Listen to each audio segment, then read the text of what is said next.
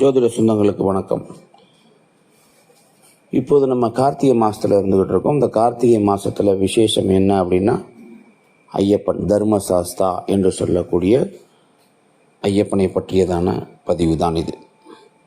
பொதுவாக எல்லாருமே கேட்குறாங்க, எத்தனை மாலை அணியிறது, எப்படி அணியிறது, எவ்வளோ நாள் விரதம் இருக்கிறது, இந்த மாதிரியான கேள்விகள் நிறைய பேர்த்துக்கு இன்னுமே இருந்துக்கிட்டு இருக்கு.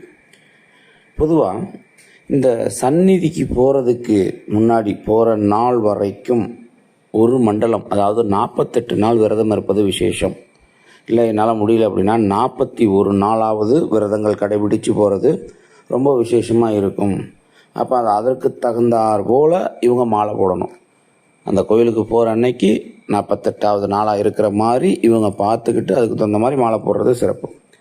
அடுத்து இந்த மாலை எப்படி போடுறது? மாலை துளசி மாலை 54 மணிகள் உள்ள மாதிரி பார்த்துக்கிறது சிறப்பு. இல்லை 108 மணிகள் இருக்கிற மாதிரி பார்த்துக்கிறதும் சிறப்பு. ருத்ர மாலை, ருத்ராட்ச மாலைன்னு சொல்லுவோம்ல, அதுவும் இந்த துளசி மாலையும் இவங்க அணிஞ்சிக்கிறது போதுமானது. மேலும் நான் துணை மாலை ஒன்று போட்டுக்கிறேன் அப்படின்னா போட்டுக்கலாம், அது அவங்களுடைய தனிப்பட்ட விருப்பம். ஆனால் இது ரெண்டும் ரொம்ப அவசியமானது. அப்போ இந்த மாலை இல்லை துளசியில் 54 மணி உள்ள மாதிரியும் ருத்ராட்சத்தில் 54 உள்ள மாதிரியும் போட்டுக்கலாம். இல்லை இதில் 108 அதில் 54 அப்படியும் போட்டுக்கலாம். அந்த மாதிரி எடுத்துக்கிறது சிறப்பாக இருக்கும் அப்படிங்கிறத இங்கே வந்து சொல்லலாம். அந்த மாலையில் ஐயப்பனுடைய திரு உரு பதிக்கம் இருக்கிற மாதிரி ஒரு வில்லை சேர்த்து போட்டுக்கிறது சிறப்பு அப்படிங்கிறத சொல்லலாம்.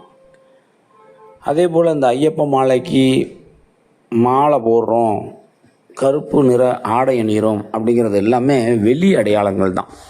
வெளியில் பார்க்குறவங்களுக்கு இவர் வந்து மாலை போட்டிருக்காங்க, இந்த நபர் வந்து ஐயப்பனுக்கு மாலை போட்டிருக்காங்க அப்படின்னு சொல்லக்கூடிய வெளி அடையாளங்கள் தான். ஆனால் மனப்பூர்வமாக நீங்கள் தான் அந்த மாலை அணிந்து கொள்ளக்கூடிய அந்த நபர் தான் ரொம்ப தெளிவாக இருக்கணும்.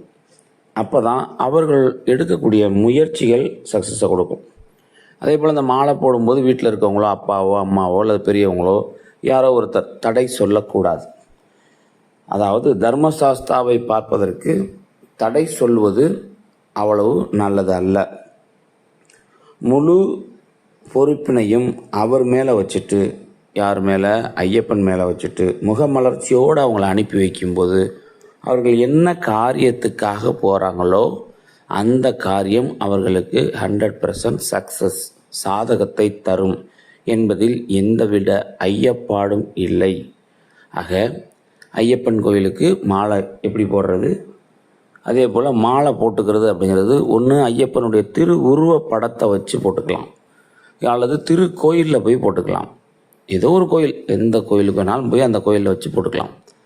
இல்லை அப்படின்னா நெடுங்காலமாக அவர் வந்து ஐயப்ப மலைக்கு போய்கிட்டு இருக்கார் அப்படின்னு சொல்லக்கூடிய வயதில் மூத்தவரும் அனுபவத்தில் சிறந்த ஒரு மாணவ நபரை தேர்ந்தெடுத்து அவரை குருநாதராக குருசாமியாக எடுத்துக்கொண்டு அவர் கையாலையும் இந்த மாலை அணிந்து கொள்வது, மாலை அணிந்து விரத முறைகளை கடைபிடிப்பது மிக விசேஷம் அப்படிங்கிறத சொல்லலாம். ஆக சாமியே சரணம் ஐயப்பா என்று சொல்லி அடுத்த பதிவில் இந்த 18 படிகளுக்கு உண்டான அதிதேவதைகளை பற்றி பார்ப்போம். நன்றி. குருவாழ்க, குருவே துணை.